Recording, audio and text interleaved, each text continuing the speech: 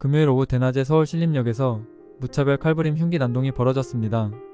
이 사건으로 한 명이 숨지고 3명이 다쳐 인근 보람의 병원으로 옮겨졌으나 부상자 가운데 한 명은 위독한 상태라고 합니다. 목격자 신고로 출동한 경찰은 사건 20분 만에 현장에서 범인을 체포했습니다. 경찰은 누군가 사람을 찌르고 도망간다는 신고를 받고 현장에 도착했습니다. 골목을 벗어난 범인은 인근 주차장에 서 있다가 경찰에 체포되었습니다. 범인은 체포 직전 살기 싫다고 말했고 흉기를 내려놓은 채 별다른 저항을 하지 않았다고 합니다. 범인은 폭행전과 3범, 소년 부송치 14차례 전력이 있으며 직업은 없고 피해자 4명과 모두 알지 못하는 사이라고 경찰은 밝혔습니다. 살인죄는 사람을 죽이는 범죄를 말합니다. 대상을 사회적으로, 생물학적으로 영원히 말살시켜버림과 동시에 가해자나 국가가 피해자에게 배상이나 사죄조차 할 수 없기 때문에 인간이 저지르는 범죄 중 가장 죄질이 심한 범죄입니다. 살인범에 대한 처벌에 대해서는 오늘날 사형존치국들은 정상참작 사유가 확실하지 않는 한 사형 선고를 원칙으로 하고 있으며 사형 폐지국에서는 가석방이 거의 불가능한 종신형이나 장기직 역형으로 처벌하고 있습니다. 우리 대한민국은 사형 폐지국에 속합니다. 묻지마 살인은 일정한 대상 없이 무작위로 무차별적으로 정해진 수 없이 사람을 죽이는 것을 말합니다. 범행 동기도 없고 가해자와는 아무런 관계가 없는 불특정 다수에게 상해를 입히는 것이기 때문에 대상을 가리지 않고 언제 어떻게 벌어질지 모른다는 점에서 가장 무서운 범죄입니다. 묻지마 살인이 일반 살인사건보다 더 주목받는 이유는 크게 특수성과 범죄 양상 때문인데 묻지마 살인은 아무런 이유도 없고 가해자와 아무런 연관도 없는 사람을 마구 죽게 되는 것이라 자신이 처신을 잘하든 아니든 아니면 가해자보다 강하건 아니건 언제 어떻게 누가 죽을지 알 수 없다는 것이 가장 큰 문제입니다. 현대사회에서 마음을 터놓고 대화할 수 있는 사람과 이웃, 친척의 숫자가 줄어들고 개인이 받는 스트레스가 증가하고 빈부격차가 심해짐으로써 발생 건수가 대폭 증가하는 추세입니다.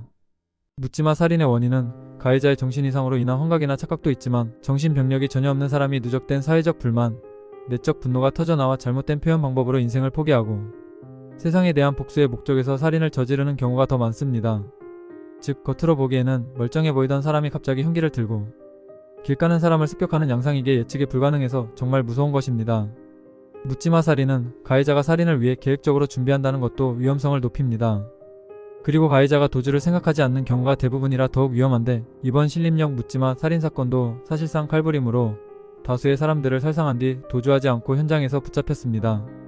애초에 이러한 경우는 가해자 본인이 삶을 이어갈 생각이나 도주할 생각을 포기했다는 이야기인데 이러한 경우 어떠한 감시 시스템을 만들어도 묻지마 살인 사건 발생 그 자체를 막는 것은 불가능합니다. 묻지마 살인은 억압된 스트레스와 폭력성, 사회적 단절, 고립 등으로 표출되기 때문에 미리 예방과 치료가 중요합니다. 그러나 묻지마 살인을 어떻게 예방해야 할지 정말 답이 나오지 않는 부분입니다. 범인들은 인생이 다 끝났다고 생각하고 자신의 인생을 끝내기에 앞서 세상에 복수를 하고 자신의 행위를 널리 알리기 위해 살인을 시작한 것이기 때문에 사형 선고 및 집행도 되게 큰 의미가 없습니다. 총기 입수가 쉬운 미국은 살해 유형이 총기 난사나 외로운 늑대 유형의 계획 테러처럼 짧고 치명적인 결과로 나타나곤 하는데 명확한 해결법을 찾기가 힘듭니다. 일반인들은 기분이 나빠지면 친구, 가족, 게임, 술, 등산, 여행 등을 통해서 기분 전환을 하지만 묻지마 살인을 하는 사람들은 대부분 그런 것이 결핍되어 있는 경우가 많습니다.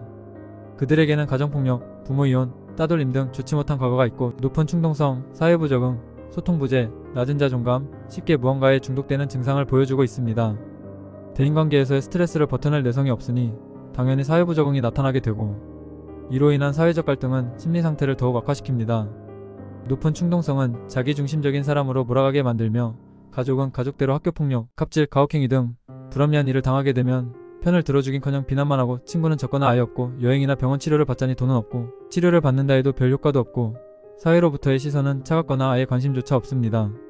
이런 현상들이 수년간, 수십 년간 쌓인 것이 원인이 되는 것입니다. 더욱이 가족의 상실, 빈곤, 고독 등으로 인한 스트레스가 더욱 고통을 받게 만들어 결국 사회에 대한 분노로 나타나게 됩니다.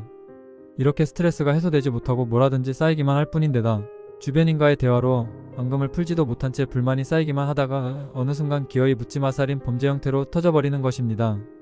왜 죄 없는 사람들에게 화풀이를 하냐고 묻지마 살인범에게 묻는다면 아마 질문도 이해하지 못할 것입니다. 이미 극단적인 혐오주의에 빠진 그들은 사회가 이미 전쟁터로 보이고 주변 모두가 잠재적인 적군으로 보이고 저들 모두가 직간접적으로 나에게 이미 예전부터 해를 끼치고 있는 존재들이라고 보이고 당연히 죽여야 할 사람으로 보이는 상태입니다. 이런 심리 상태에 빠져있기에 웃고 있거나 행복해 보인다는 이유로 공격하고 살해하는 것입니다. 이번 신림역 묻지마 살인 사건을 보면서 과연 국가가 할 일은 무엇인지, 우리 기성세대가 해야 할 일은 무엇인지 다시 한번 생각해보게 됩니다.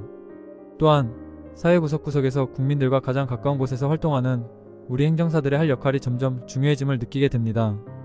이 밤이 지나면 새벽은 오겠지만 아무런 영문도 모른 채 죽은 사람과 그 가족들에게도 새벽이 올 수 있을까요? 고인의 명복을 빕니다.